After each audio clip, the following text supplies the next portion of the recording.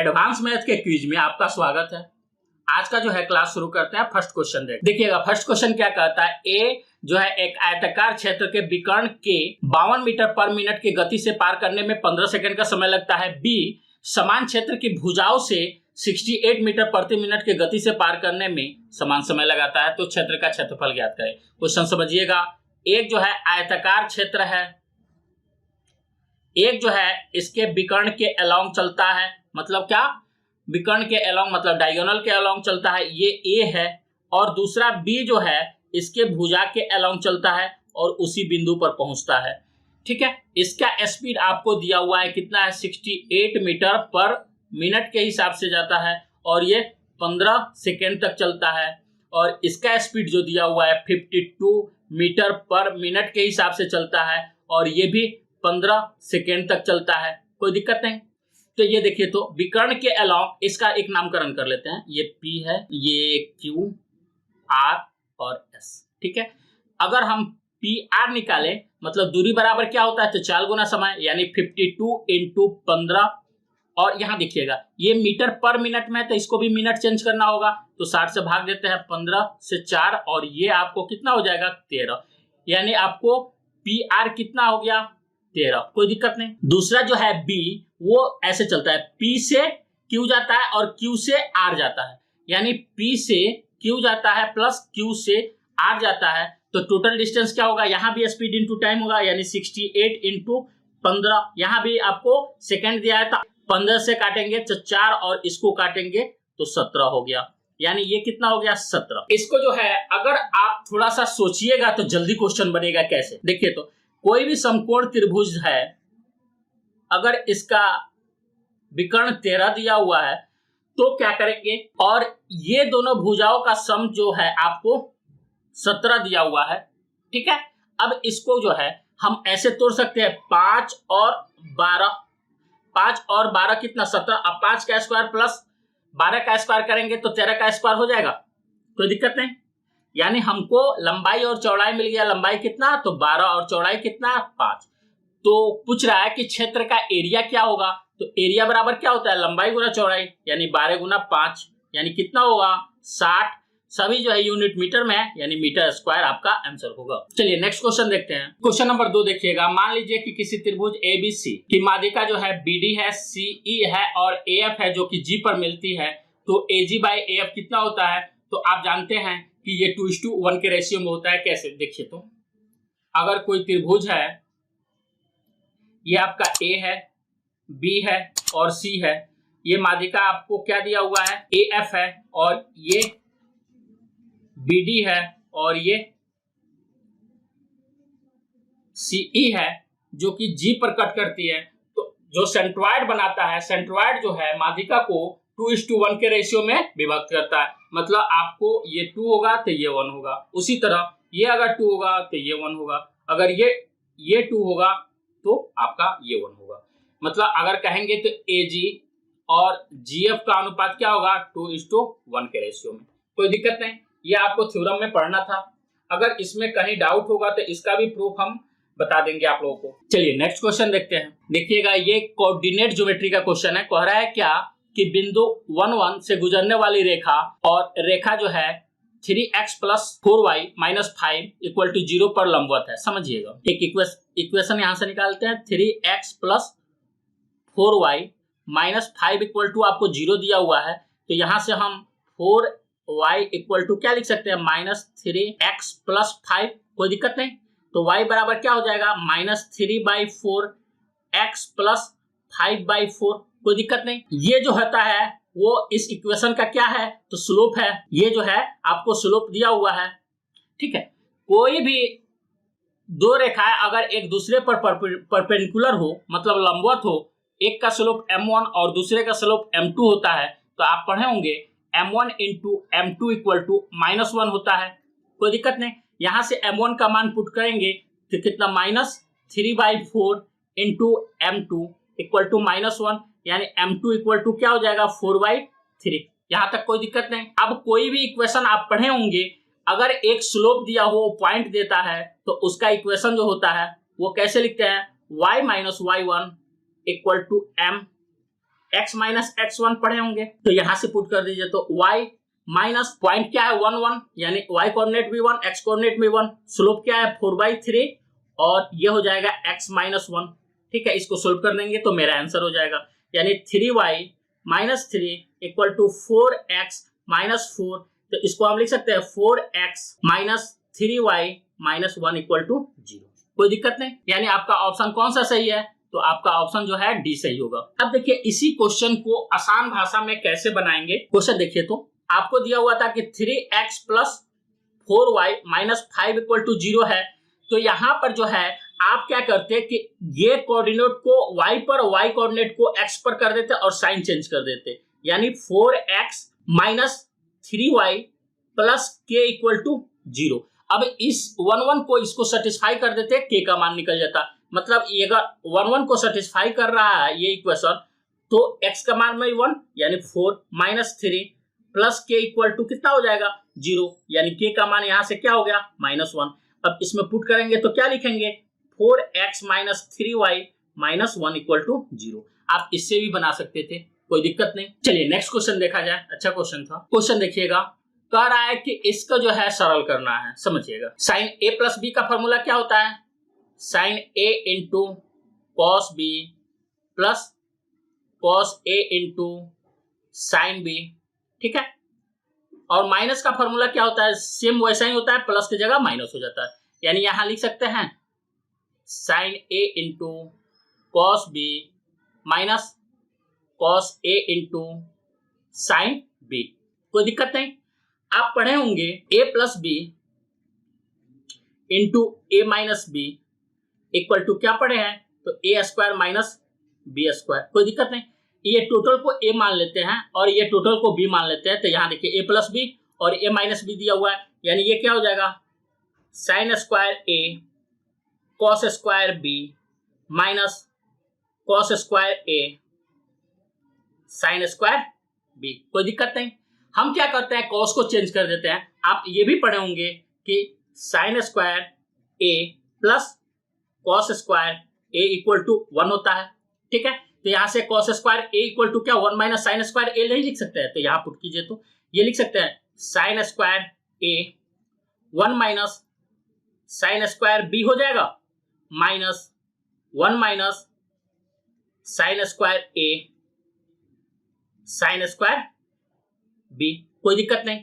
अब इसको सिंप्लीफाई करते हैं तो ये क्या लिख सकते हैं sign square a minus sign square a sign square a sine square b minus sine square b और माइनस माइनस प्लस हो गया sign square a sine square b। कोई दिक्कत नहीं। यहां देखिए तो ये प्लस है ये माइनस है, कैंसिल हो गया, यानी यहां पर क्या बचेगा तो sign square a minus sine square b।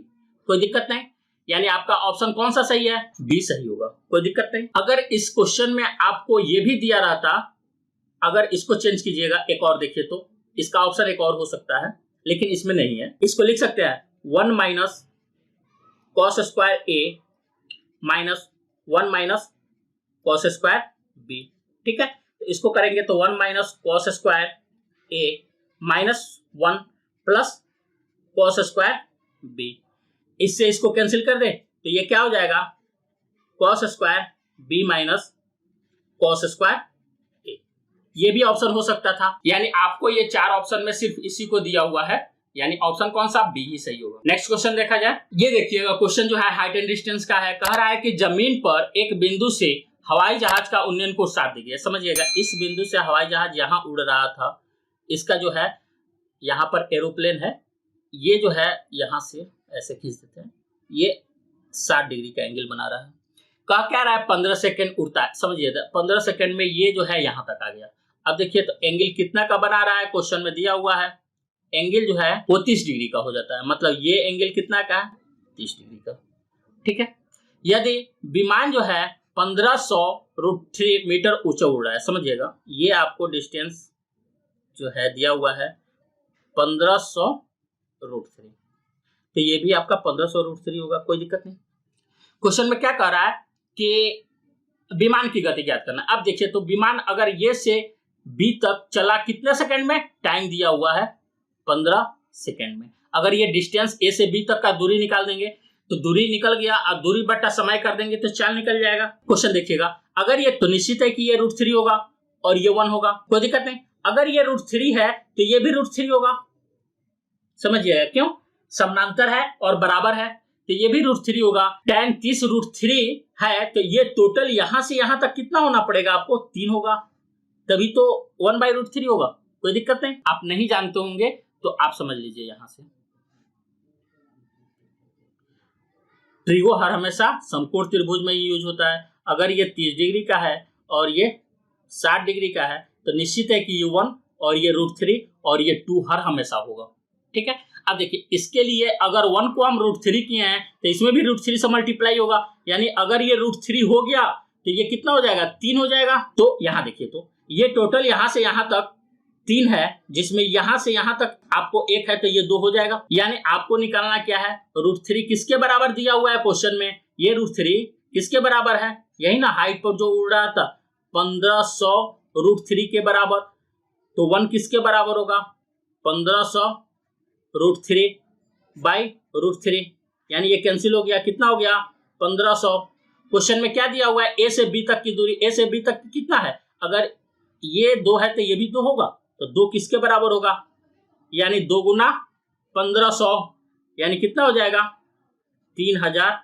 सभी मीटर में है तो ये भी मीटर में होगा, कोई दिक्कत नहीं। अब देखिए, तो आपको निकालना है स्पीड, तो स्पीड बराबर क्या होता है, दूरी बटा समय। दूरी कितना है 3000 और समय क्या है 15। अगर इसको काटेंगे तो कितना, 15 दूना 30 होता है, यानी कितना आया 200 मीटर पर सेकेंड।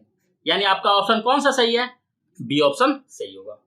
क्वेश्चन बहुत ही आसान था। चलिए नेक्स्ट क्वेश्चन देखते हैं। 6 में क्या कह रहा है, बिंदु 2 और 8, 6 और 9 के मध्य बिंदु से गुजरने वाली रेखा का स्लोप, स्लोप मतलब ढाल निकालना है। स्लोप का फॉर्मूला क्या होता है, जब 2 पॉइंट दिया हो, 2 पॉइंट का कोऑर्डिनेट दिया हो तो होता है y2 minus y1 by x2 minus x1 होता है। तो y2 कौन होगा, ये देखिए, ये आपका x1 y1 है, ये आपका x2 y2 है, यानी लिख सकते हैं 9 माइनस 8 बाई 6 माइनस 2, यानी 1/4।